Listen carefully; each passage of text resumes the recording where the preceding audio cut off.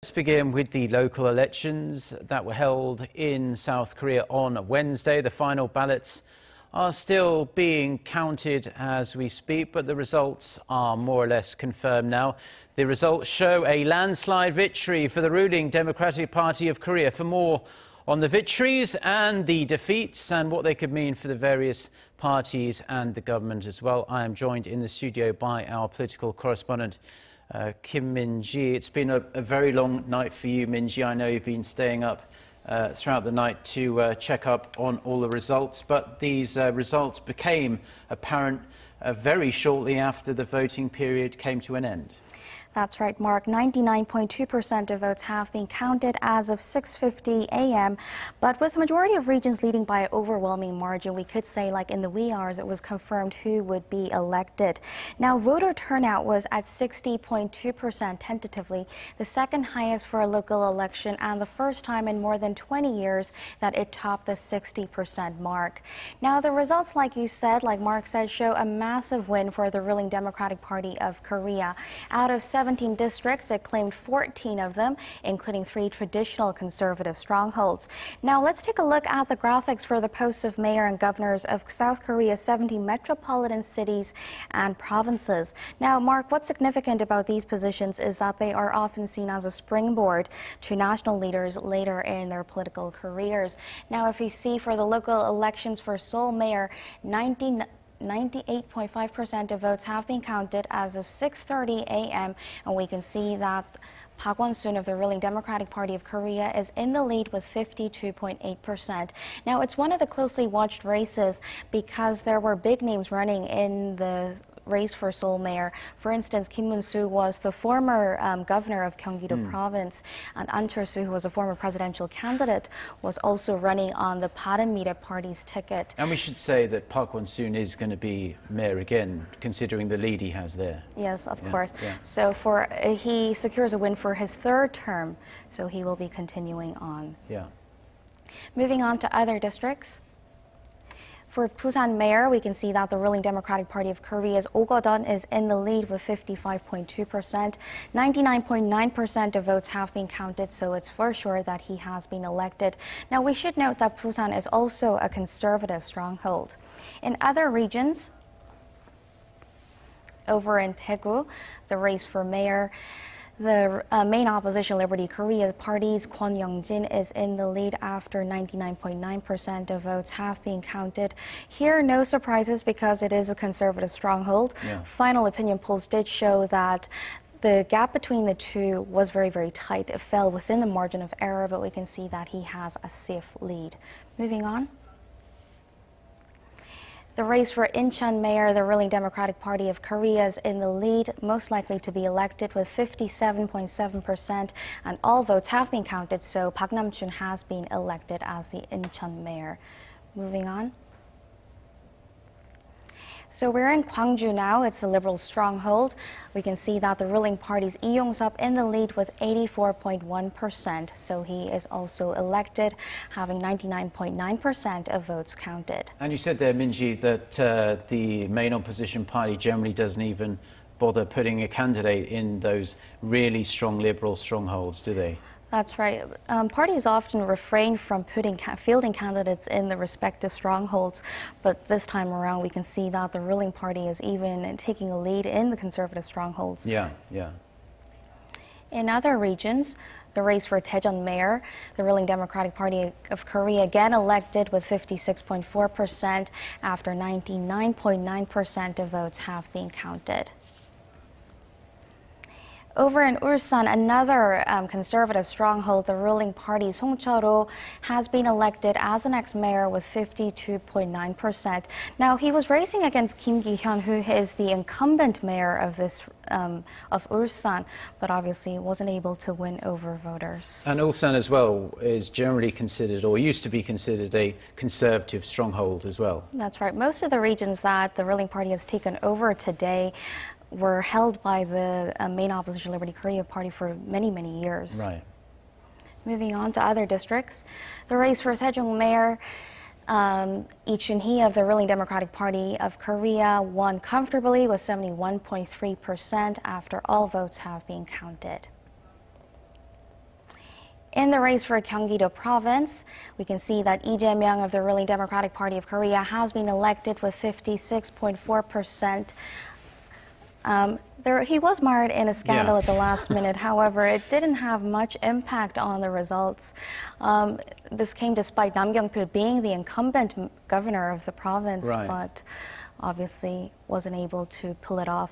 So people have been saying that they like the candidates, or what political pundits have said is that the candidates themselves people prefer, but because of the party, people, the voters are tending to vote for the ruling party. Yeah. In other regions, in Gangwon-do province, the incumbent mayor of the province, Choi Mun-soon, is again elected with 64.8%.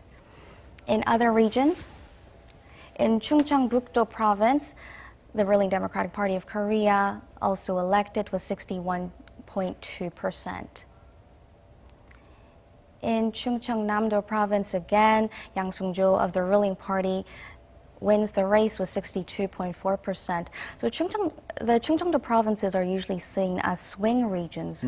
So usually for the presidential elections, the candidates concentrate their campaigning here, but final opinion poll. 62% is a very strong shift in the direction of the ruling party then, we can see. So perhaps if the ruling party can continue on its current trend of high approval ratings, that may no longer be so much of a swing region in the future. Yes, that appears so. Moving on. In Jeollabuk-do province, so we're in liberal strongholds now. The ruling Democratic Party's Song Ha-jin has been elected with 70.5%. So likewise here, no candidate from the main opposition party. We can see that it's a race between two liberal parties instead.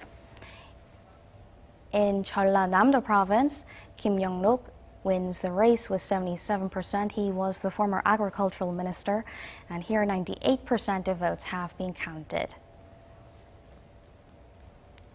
In the race for Gyeongsangbuk-do province governor, Lee Chol-woo of the main opposition Liberty Korea party has been elected with over 52% of votes. So here, no surprises, again, conservative stronghold. And we saw that here, although we saw in like Busan and Ulsan that the ruling party is taking over, here it's still very, very concentrated in red population. Right. Moving on. In Gyeongsangnam-do province, this was one of the closely watched races because it was very, very hotly contested when the ballots were being counted. 96.4% has been counted as of 6:30 a.m. And we can see that Kim Kyung-soo of the ruling Democratic Party of Korea has been elected with 52.6%. Now, Kim Tae-ho is a fairly well-known figure within the Liberty Korea party, so that's a real devastating blow for him, his political career, but also shows the kind of disarray that the Liberty Korea party are in at the moment. That's right. The Gyeongsangnam-do province governor was also a position held by the chair of the main opposition, Hong Jung-pyo, so they were hoping that they could secure a win here, but obviously not being able to win over voters again.